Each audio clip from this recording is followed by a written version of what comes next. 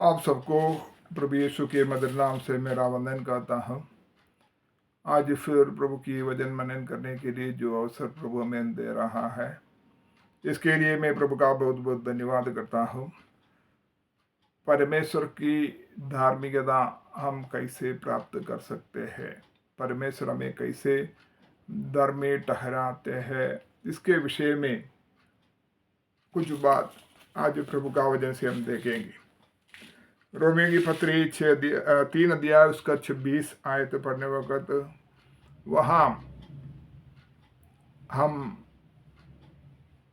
ऐसा एक बात समझने के लिए मौका मिलता है। परमेश्वर से हमें धर्मी ठहराने का अनुभव होता है। परमेश्वर हमें धर्मी ठहराते हैं करके हमें समझने के लिए मौका मिल जाता है। और रोमियो की पत्री 4 अध्याय 25 आयत पढ़ने वक्त एक और बात हमें समझने के लिए मिलता है। प्रभु यीशु मसीह मरे हुओं से जी उठने के कारण हमें उस धार्मिकता प्राप्त होती है, ऐसा हमें देखने के लिए मिलता है। और हमें धर्मी ठहराने का, उस धार्मिकता का प्राप्त होने का तीसरा अनुभव है पवित्र आत्मा के द्वारा। 1 कुरिन्थी 6 अध्याय उसका 11 आयत पढ़े, वहाँ हमें इसी के विषय में देखने के लिए मौका मिलता है। 14 बात है रोमियो की पत्री 3 का 24 से 28 तक पढ़ने वक्त यीशु की लहू के द्वारा हमें इस धार्मिकता को प्राप्त होती है। परमेश्वर हमें धर्मी ठहराते हैं करके हमें मौका मिल जाता है। और 5वां बात है परमेश्वर का अनुग्रह से, परमेश्वर का अनुग्रह से हमें इस धार्मिकता को पाने के लिए मौका मिला है। रोमियो की पत्री 3 का 24 और तीतुस की पत्री 3 का 7 हम पढ़ने से ये बात हमें समझने के लिए मिलता है। और 6वां में विश्वास से इस धार्मिकता को पाने के लिए हमें धर्मी ठहराने का अनुभव में हम आ जाते हैं करके रोमियो की पत्री 5 का 1 और प्रेरितों का काम 13 का 39 आयत में दिखाई देते हैं।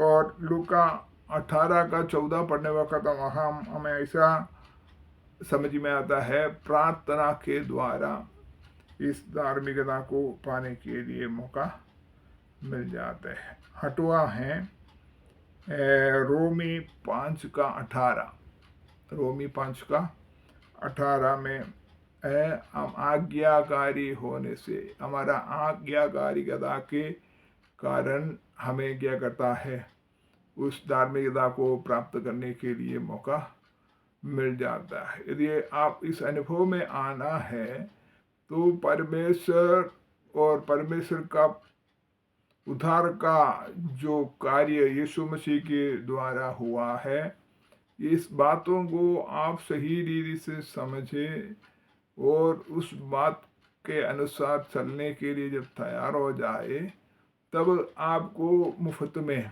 इस अनुभव को प्राप्त करने के लिए मौका मिल जाता है।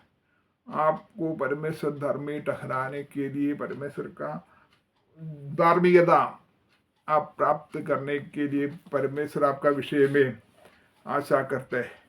तो आप इस परमेश्वर की धार्मिकता को प्राप्त करके प्रभु में क्या करना है, आगे बढ़ना बहुत जरूरी है। ठीक है ना।